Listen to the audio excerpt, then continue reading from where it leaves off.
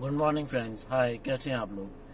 Friends, क्या आप लोगों को भी यही कंफ्यूजन रहता है कि आपका कंपनी की तरफ से हेल्थ इंश्योरेंस या टर्म इंश्योरेंस चल रहा है तो आपको एक एडिशनल हेल्थ या लाइफ लेने की ज़रूरत है या नहीं है, या एडिशनल टर्म इंश्योरेंस लेने की ज़रूरत है या नहीं है? तो मैं आपको एक क्लैरिटी देना चाहता हूँ कि जिसमें मैं आपको ये बताता हूँ पहले कि जो कंपनी की तरफ से हमारी इंश्योरेंस होती है उसमें क्या क्या इंक्लूडेड होता है। सबसे पहले तो है कि जो भी कंपनी ने हमारी इंश्योरेंस कर रखी है वो एक अपने बजट के अकॉर्डिंगली उन्होंने प्रीमियम सेट करके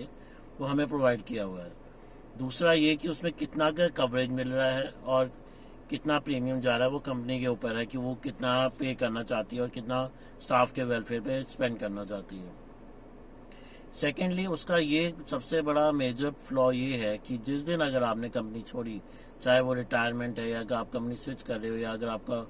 जॉब चला जाता है, तो वो कवर्स दोनों के दोनों इमीडिएटली ख़त्म हो जाएंगे और आप एक तरह से निहत्ते हो जाएंगे कि आपके पास कोई फाइनेंशियल इंस्ट्रूमेंट या किसी भी तरह की कोई परेशानी हॉस्पिटलाइजेशन को फेस करने के लिए आपके पास कोई फंड नहीं है। दूसरा, अगर आपके पास एक एडिशनल पॉलिसी है और आपने चाहे वो टॉपअप है जो कि बाद में भी इस पॉलिसी में कन्वर्ट हो सकती है, या नॉर्मल कोई आपने टर्म इंश्योरेंस और हेल्थ इंश्योरेंस ले रखा है, तो वो उसका एडिशनल बेनिफिट आपको ये है कि आपको किसी भी सिचुएशन, चाहे वो आपकी रिटायरमेंट है या फिर आपका आप जॉब स्विच करते हो, क्योंकि आपको जॉब स्विच करने के बाद ये नहीं पता कि अगली कंपनी में आपको ये सब बेनिफिट्स मिलेंगे या नहीं मिलेंगे। दूसरा ये कि आपको इसका ये बेनिफिट मिलता है कि अगर आपने अभी कोई पॉलिसीज नहीं ली और आप कंपनी की पॉलिसीज के भरोसे हो, ठीक है, बहुत अच्छी बात है, इसमें कोई गलत बात भी नहीं है। बट ये है कि उसमें आपको ये प्रॉब्लम है कि अगर आज आप तो आपकी अगर आप रिटायरमेंट तक भी सेम कंपनी में हो और रिटायरमेंट के बाद और या इन बिटवीन आपको कोई ऐसी मेडिकल इमरजेंसी हो, मेडिकल कंडीशंस अराइज हो जाती हैं कि जिसके रिलेटेड जब आप बाहर से पॉलिसी लेने की सोचो तो आपको वो टर्म्स एंड कंडीशंस को फॉलो करना पड़े, लोडिंग फॉलो करना पड़े, और हो सकता है आपको पॉलिसी मिले ही ना। तो इन सब चीज़ों से बचने के लिए कि हम हर तरफ से सेफर साइड है, कंपनी वाली तो चल ही रही है, वो बहुत अच्छी बात है, हमारी चल रही है, अच्छा चलता रहे।